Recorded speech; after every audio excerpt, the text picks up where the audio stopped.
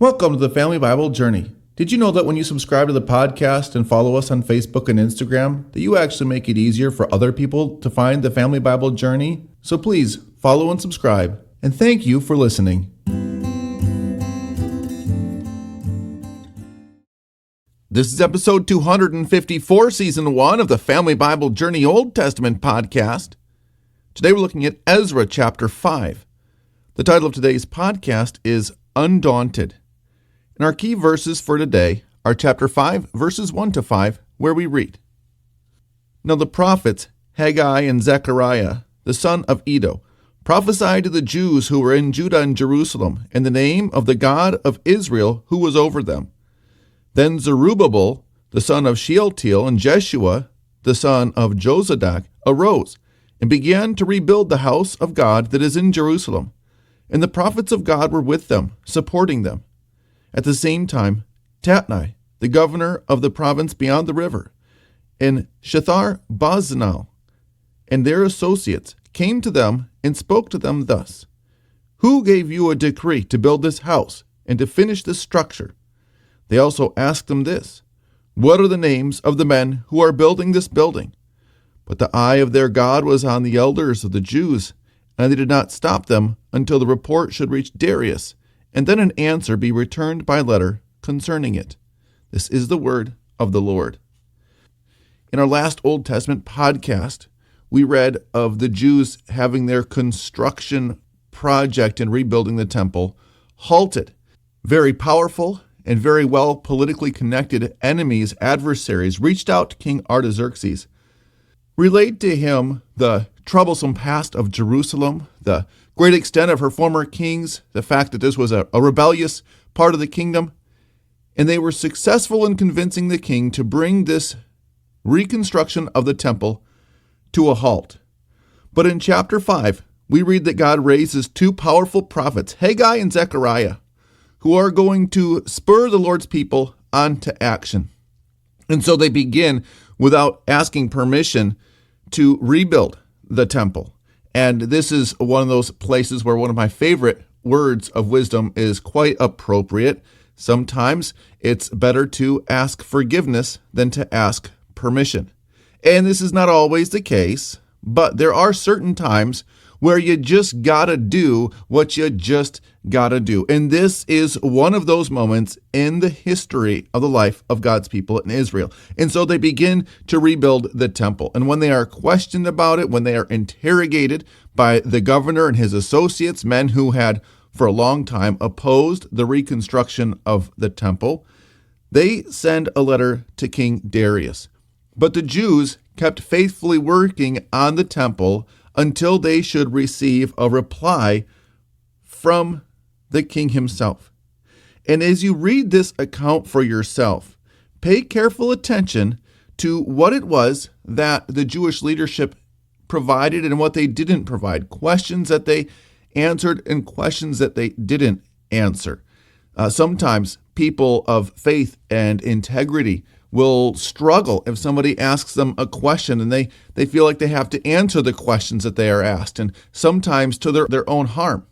But when we as a people of faith consider that Jesus, the sinless one, didn't always answer the questions of his adversaries, especially when they had ill intent for him in mind, we, like these wise, not foolish builders here in Ezra chapter 5, do well to consider when we are asked questions, who is asking us? Why are they asking it? What ends do they hope to achieve with any information that we would share with them? And if their purpose is not true, if it is not right, if they are somehow opposing us or opposing God's purpose for us, then it is perfectly acceptable to not give adversaries a full answer. And I do have a couple of notes here in the early parts of chapter 5. One on chapter 5, verse 2, when it references Haggai and Zachariah, and it says, Prophets then, pastors now, are called to inspire and equip the saints for faithful service. And then when it comes to answering the questions of their adversaries, on chapter 5, verse 10, my note says, Apparently the Jews didn't provide the names they were asked for. Sometimes you don't give all the answers or show all of your cards, especially when the people who are asking you only mean you harm. And this is not only okay, it's actually wise. And then a note on chapter 5, verse 17, where we hear that the king, way back in the capital, is now ordering a decree and a search of the royal archives. When the opponents of the Jews sent their initial letter that led to the suspension of the reconstruction of the temple, they were the ones who framed the correspondence to the king. And they, as we mentioned earlier, pointed out the difficult history of God's people, the rebellious nature of the nations of Israel and Judah. But here we see that instead of the enemies framing the ask, that the Jewish exiles are the ones who are framing the ask. And they appeal back to the decree that was originally made by King Cyrus for the rebuilding of the temple. And this is very smart. Simply by framing the question, they are setting up the king to get the response that they are looking for, and that is the king's blessing to continue the rebuilding of the temple. In my words of wisdom on chapter 5, verse 17, it says, God gave you a brain, use it. It is good for us to use our worldly wisdom and earthly affairs to put that wisdom at the disposal and to use for the purposes of God. And when we do that, we are a tremendous blessing to the people of God. An easy way to illustrate this fact is when somebody, maybe a church treasurer or a stewardship committee chairperson, someone who's very interested in making sure that the Lord's people are providing the financial resources for the Lord's work to continue in a particular congregation or organization.